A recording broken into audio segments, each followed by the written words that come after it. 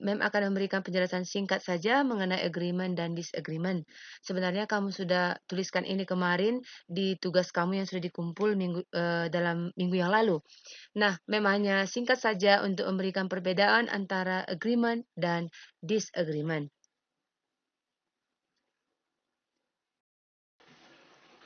Nah, selanjutnya kita akan awali dengan ekspresi agreement. Ketika kita setuju dengan sesuatu pendapat, kita akan mengatakan I agree. Agree artinya setuju, agreement persetujuan.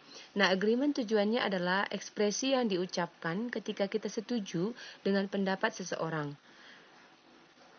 Nah, ketika kita setuju, maka kita akan mengatakan kamu pilih I totally agree with you. I must agree with you. Because kamu kasih alasannya. Contohnya, belajar dari rumah membuat saya lebih leluasa memiliki waktu untuk mencari bahan.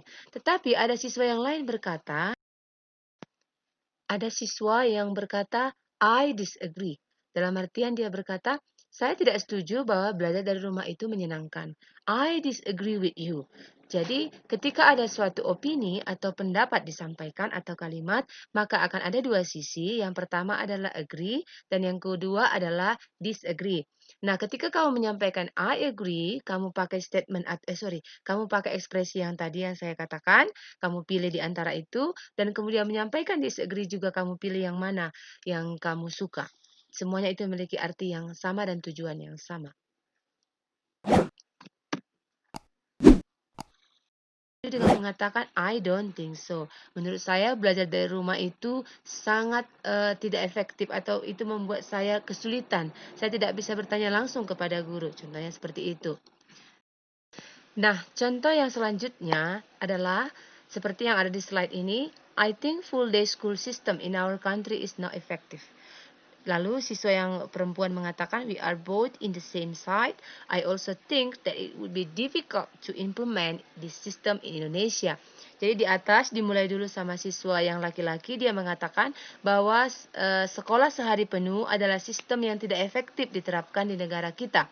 Itu pernyataan dari siswa yang laki-laki. Lalu siswa perempuan mengatakan, we are both in the same side. Menurut kamu itu artinya apa? Setuju atau tidak setuju? Nah, betul sekali. Jadi itu artinya adalah setuju, cuman dia memakai ekspresi yang we are both in the same side. Dia tidak pakai kata I agree, tapi sama-sama mengatakan artinya setuju. Dan ada alasannya. I also think that it will be difficult to implement this system in Indonesia. Kita ambil contoh. Contoh berikutnya misalnya bekerja dari rumah atau belajar dari rumah membuat saya bosan. Contohnya seperti itu. Lalu ada yang mengatakan tidak juga. Itu kan dalam bahasa Indonesia, tapi dia mengatakan I disagree di situ. Saya tidak setuju. Menurut saya dari rumah itu tidak membosankan. Justru saya punya banyak waktu dengan keluarga saya untuk berbagi dan bertanya. Ada juga yang mengatakan saya setuju karena menurut saya di rumah saja itu membuat otak saya menjadi jenuh. Contohnya seperti itu ya. Nah, ini lagi ada contoh menyatakan setuju tidak setuju. Nah, ketika ada setuju dan tidak setuju, harus selalu ada yang memulai atau memberikan pernyataan atau statement. Di sini ada siswa perempuan mengatakan, pendapat saya ujian nasional harus dihentikan atau ditiadakan. In my opinion, national examination should be stopped. Lalu dibantah sama siswa yang satu lagi. Dia berkata, I don't agree. Dari mana saya tahu dibantah? Di situ ada kata I don't agree. Berarti dia tidak setuju. Kemudian diberikan alasan because it can be a parameter for our understanding so far. Karena menurut saya UN itu bisa menjadi tolok ukur pemahaman kita terhadap materi yang sudah kita pelajari. Nah, jadi di sini boleh juga kamu setuju. Misalnya kamu mengatakan I agree with you. Kamu setuju itu ditiadakan. Because I think it's not a parameter for our understanding. Menurut saya itu bukan tolak ukur utama. Sekolah yang menentukan kelulusan atau mengenali siswanya. Contohnya seperti itu, berikan alasannya. Nah, selanjutnya kita masuk ke poin praktis. Praktis ini sama dengan exercise. Nah, di sini nanti kamu akan saya arahkan untuk membuat rekaman suara yang berhubungan dengan agree dan disagree. Ini yaitu silakan kamu praktekkan topik di bawah ini ke dalam bentuk agree dan disagree. Ada 3 topik yang saya sajikan untuk kamu kerjakan. Yang pertama, online learning is effective. Artinya belajar online itu efektif. Kemudian COVID-19 will end on December. Pandemi COVID-19 ini akan berakhir di bulan Desember. Itu pendapat ya. Kemudian yang ketiga, study from home makes me dizzy. Belajar dari rumah membuat saya pusing. Nah, jadi dari 3 topik ini kamu, saya suruh untuk menyatakan setuju dan tidak setuju, tetapi berikan alasannya. Contohnya saya buat ya, contoh. Tapi tidak di antara 3 topik ini. Contohnya seperti ini. Selama pandemi COVID-19, belajar dari rumah merupakan hal yang menyenangkan. Contohnya. Lalu saya berkata setujunya begini.